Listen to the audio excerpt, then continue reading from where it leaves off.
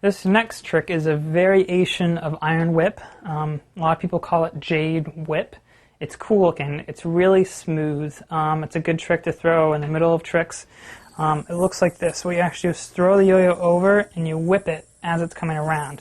So you want to know how to do iron whip already, or at least have the motion. Sometimes people find Jade whip a little easier when you're first learning iron whip. And that's great if you find it easier to do it this way. But do have the understanding of how you're whipping the yo-yo with the string. Watch the iron whip video, get the gist of how to hold the string, how to whip the yo-yo. That's going to really help you out. So Jade whip, the yo-yo comes over your hand and you grab the string, and in one fluent motion you whip the yo-yo over the string just like so. It's a really nice, easy way. If you drop a string, you can just hook into it again like that. What you want to do is the yo-yo comes around the back of your hand.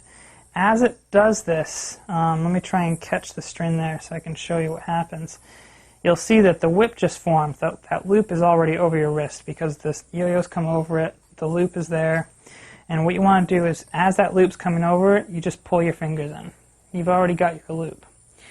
The yo-yo is going to keep swinging, so what you do is, as that's coming over, once you pinch, then you immediately start your whipping motion over, and that's what's going to whip onto the yo-yo itself. So in one fluent motion, the yo-yo comes over, you grab, and you whip it, just like so.